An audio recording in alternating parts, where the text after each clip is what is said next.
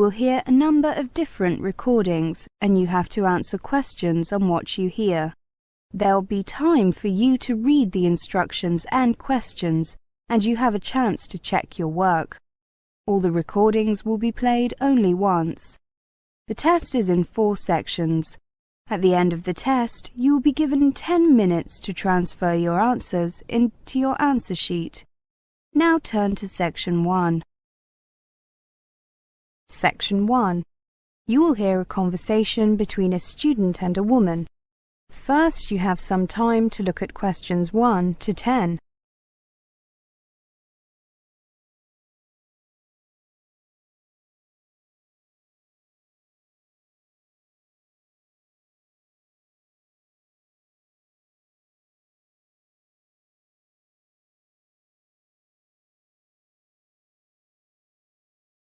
Now listen carefully and answer questions 1 to 10.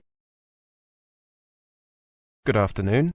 I'm considering applying to your university and would like to ask you some questions. Of course, take a seat. Which course are you thinking of applying for? Southeast Asian Studies. I see. Do you have a copy of the university prospectus? Yes, I do. I downloaded it. So, you know that it's a 4-year course, including 1 year living and working in the region? Yes, the A-level entrance requirement is BCC, right? Yes, but on average our students have 3 Bs. Are there any restrictions on the subject that I take at A-level? No, but we find that students studying politics, economics, history, geography or languages tend to find their first year easier. A background in at least 2 or 3 of those subjects is advantageous. I see. I'm not studying politics or languages, but I am taking the other 3 at A-level. Are languages an important part of the course? You see, I'm not very good at them. Languages are not a compulsory part of the course. They're optional each year. However, because students spend a year abroad, we strongly recommend that students take one for at least a year beforehand.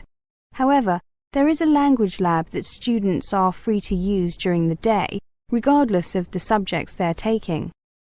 Which languages are offered? We have 5 on offer: Vietnamese, Burmese, Thai, Indonesian and Tagalog. They can be taken in the 1st, 2nd and 4th years. During the 3rd year, students are expected to learn the basics of the language spoken wherever they are spending their year abroad. I see.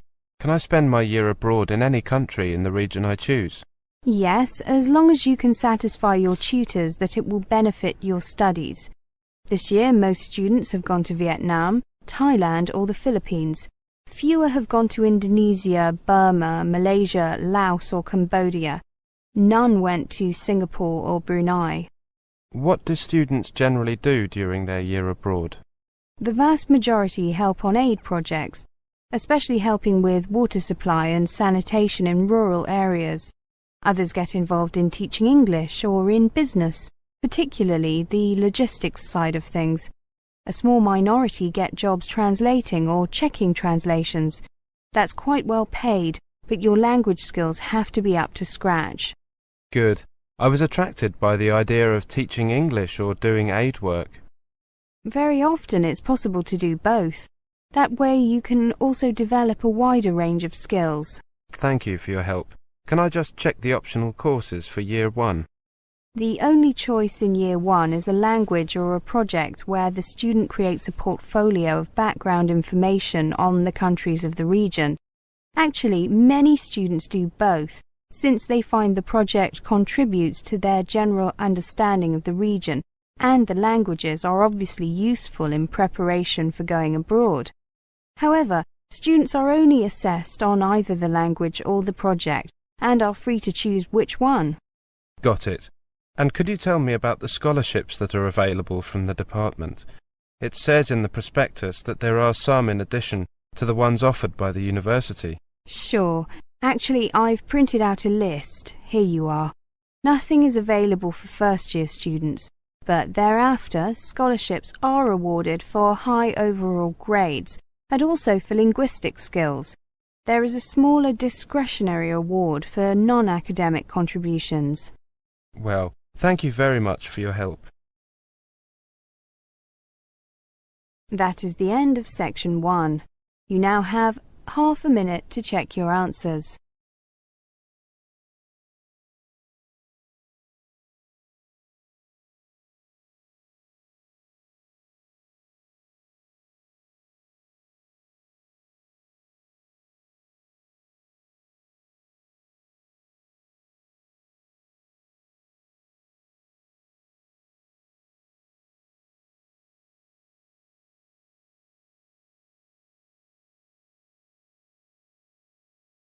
Now turn to section 2.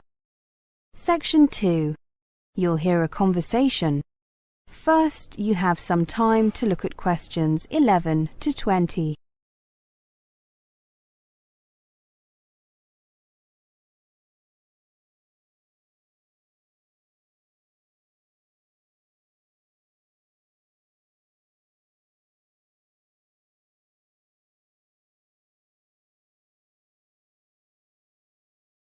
Now listen carefully and answer questions 11 to 20. Welcome to our program on Indian youth. Are young Indians different from their elders? Smarter, lazier, less obedient? We have invited an Indian sociologist, Mr. Singh, to share his views with us. Mr. Singh, many Indians complain that the new generation of Indians is too westernized and has lost touch with its culture. What's your opinion on that? Whenever a country modernizes, there is speculation that the new generation will be dramatically different from those that preceded it, in particular more westernized. Much of that speculation is based on superficial observations regarding rock music and the like. However, most studies show that new generations retain much, though not all, of the core values of their culture. Cultures change very slowly. What is changing quickly is the environment in which they live, their living standards, opportunities for advancement, and self-fulfillment. Young Indians certainly have more opportunities today. Where does your information come from? I have 2 children in their early 20s.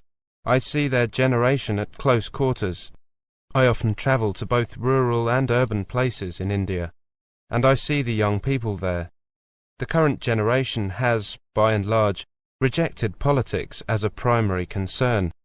They have grown up with a TV and a telephone, either at home or in the vicinity.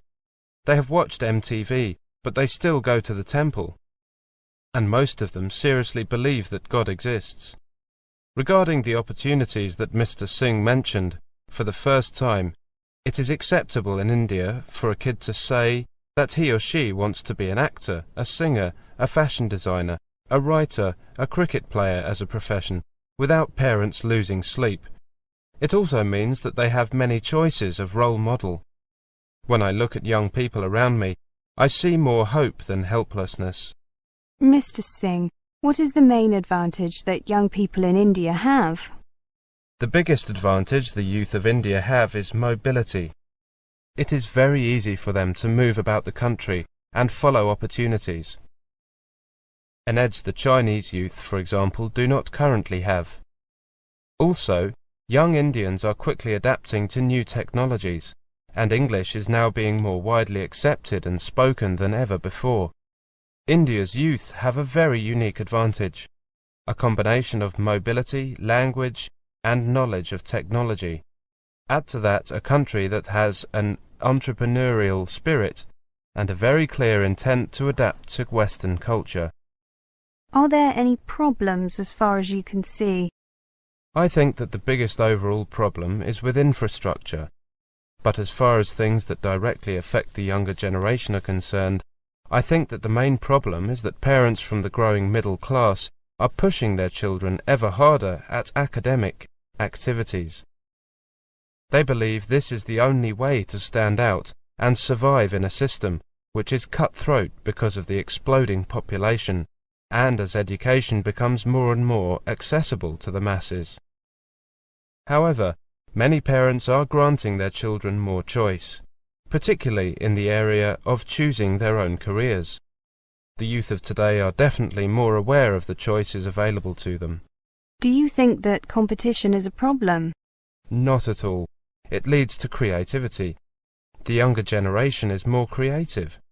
Competition ensures that creativity is likely to be the best way to get ahead. Though it is largely believed that the culture and value system torch-bearing youth are losing their way, I still believe that relates to a small percentage. The combination of the Indian value system and the Western approach is a winning one, and if the Indian youth can manage to achieve the right balance, global organizations will want their skills. Mr. Singh, you sound very confident. I am. Every generation will experience change. This will be more dramatic, especially in the context of development. Simply put, young Indians are more aware about the world they live in. They are more materialistic. They are consumers in the true sense. They are exposed to satellite TV, the internet, freer access to social interaction and mobility. They are global citizens. Adoption of styles and fashion from anywhere, particularly America, is quick. But as several surveys have shown, this openness and confidence does come with some sense of humility and purpose. I feel confident that they can dream and achieve. My generation could only dream. That is the end of section 2. You now have half a minute to check your answers.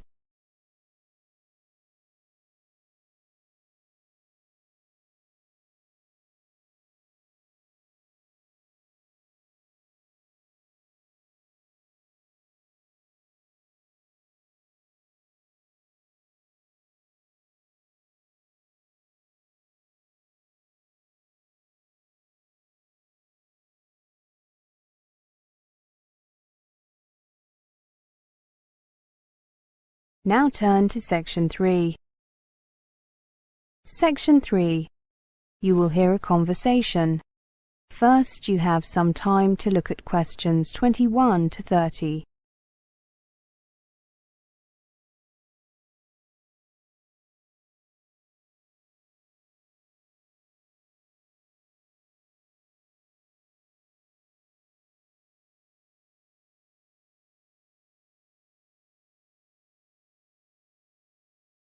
Now listen carefully and answer questions 21 to 30. Welcome back to the new term, Martin and Amanda. I hope you've had a good break and that you're looking forward to writing your dissertations. In this tutorial, I'd like to give you the opportunity to ask questions on writing the dissertation, such as requirements, dates, and who to see when you need help. I know that it's all available on the department website, but sometimes students just like to check or confirm information, or sometimes they need a little more detail. So, is there anything you'd like to ask? Is there a fixed hand-in date yet? On the website it said that one hadn't been decided on yet. I'm glad you asked that question. I just heard this morning that the deadline has been decided and it is the 28th of May. That's a week later than we had originally planned. What about the word limit? The website gave a very broad range. What was it, Martin? 10,000 to 20,000 words? I believe so, Amanda. Well, I believe that was a typing error. It should be 10 to 12,000 words, but feel free to write a little more if you need to. However, make sure that your dissertation is at least 10,000 words long, not including the contents, references, and bibliography. Right, thank you. And we can choose any topics we like, can't we? Any from year 3. And do remember to get your topic approved by your personal tutor. Oh, that's me, isn't it? Before you start writing, I'd hate to have to tell you your topic was unacceptable after you'd spent a lot of time on it. What would you like us to show you initially, apart from the title? Well, I'd like to see a basic bibliography first, along with an outline of your dissertation. You should get that done by the end of January. This month, in other words. According to the website, the research should take 8 to 10 weeks. So that takes us from, well, until mid-April, basically. Yes, you should have the research pretty much done by the time you return from the Easter break. It seems like a reasonable amount of time, but I bet it disappears fast. It certainly does. You'll probably find that you need to do some extra research during the second half of April. Ideally, you'd be writing then, but very few students get all the information they need, and the personal tutors almost always need to make some further suggestions. That's why it's really important to get the bulk of your research done by mid-April. I see. If we get into trouble, or can see that we're going to get into trouble with our research, we should obviously contact you ASAP. Absolutely. Do you think that we should look at what other students have done in the past, in order to get a better idea of what to do and what to write? It can be helpful, but what often happens is that students rely too much on what they read, so I would only use other students' previous students' work as a reference. Got it. I know that we have the research guide to help us, but are there any other books or sources that you would recommend? I mean, to help us with planning a dissertation and the organisation and so on. Yes, I wanted to ask you that too. There are several available from the library. I wouldn't bother buying any. My personal favourite is Dissertations in You by Roger Klein. Another good one is Mastering Your Dissertation by Helen Blondell. There's a book about research techniques. What's it called? It's something simple like Research Techniques for Dissertations. The author is Helen Trailforth.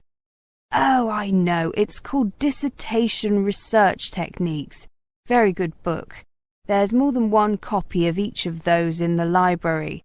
One is for reference only, and you know about the recall system if a book is being borrowed by someone else and you want it, don't you? Yes. Good, very good.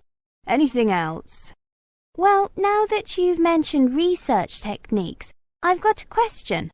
Questionnaires. A good idea, Professor. The general consensus is that they're not very helpful, though some prominent researchers beg to differ. Clear them with me first if you decide to go ahead and use them. You see, you need to be very careful about the questions that you ask and order of the questions. Questionnaires very often lead people towards giving certain answers rather than getting at their true feelings and opinions. Martin, anything else? No, I'm happy. Thank you, Professor. Yes, thank you so much. My pleasure. That is the end of section 3. You now have half a minute to check your answers.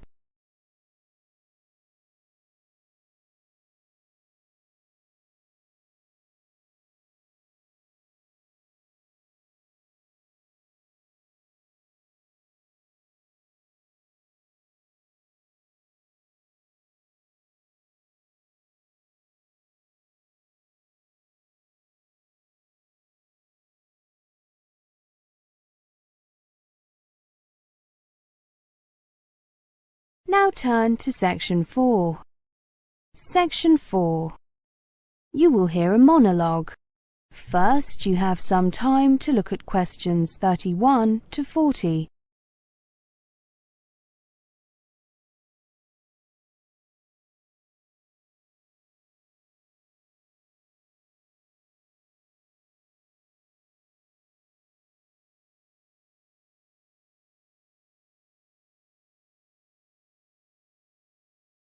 Now listen carefully and answer questions 31 to 40. Have you ever wondered where your recyclables end up after they get picked up from the curb? After you've left them at a recycling drop-off centre, or when your hauler has come to empty your recycling dumpster? Well, this presentation will tell you. The story begins when a resident places their materials out for recycling in a special bin. brings their recyclables to one of the recycling drop-off centres, or when a business puts their used materials in their recycling dumpster. It is very important that residents and employees properly prepare their recyclables for collection. Improper preparation of materials, for example not removing container lids or including the wrong type of material, causes contamination. Although some contamination is to be expected and is removed during the sorting process at the processing facility, processors may not accept materials that are heavily contaminated, and these will be disposed of. After materials are put out for recycling, the recycling truck comes to pick them up. Recyclables brought to the drop-off centres should be placed in the appropriate bins. The large containers are emptied periodically or whenever they are full. Businesses and multi-family residences collect on the days decided by the property manager. The trucks that collect recyclables from the curb and drop-off centres then drive the materials to a material recovery facility, or MRF. When the trucks arrive at the MRF, they are first weighed at the station to determine the weight of materials delivered to the facility. Next, the trucks proceed to the tipping floor, where they dump their materials.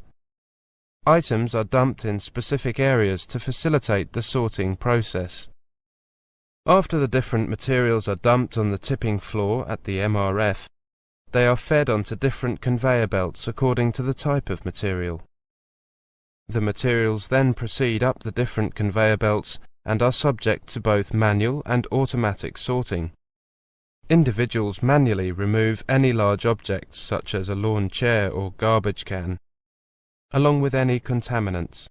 After the initial manual sort, the materials pass by a magnet that captures the metal cans, and then through an air sorter to separate the remaining materials. Once the materials are sorted, they are compressed into bales that are shipped to processors, who will then use these materials to create new products. Plastics can be recycled into items such as clothing, lumber, park benches and playground equipment. Metal and glass containers are often recycled into new containers, and paper is recycled into new paper products, such as copy paper, toilet paper, napkins and newspaper. Remember to close the recycling loop. Buy recycled both at home and at work, as this is the only way that recycling truly succeeds. Find out more about buying recycled products. Remember, if you're not buying recycled, you're not really recycling. So, how are we doing? Let's take a brief look at our recycling rate information. All municipalities are required to maintain a minimum recycling rate of 25% of the total municipal solid waste generated annually.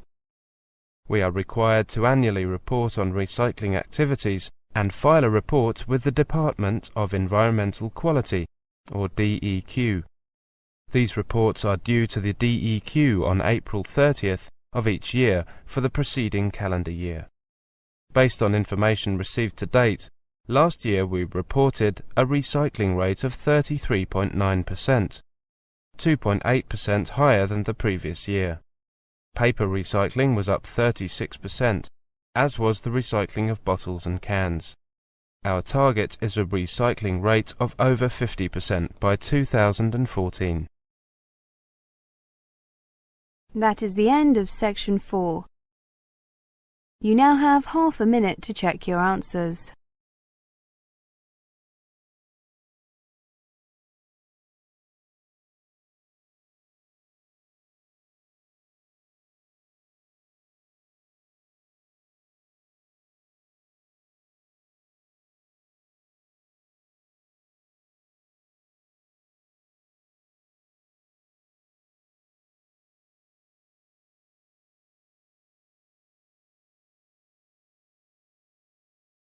That is the end of the listening test, the IELTS test.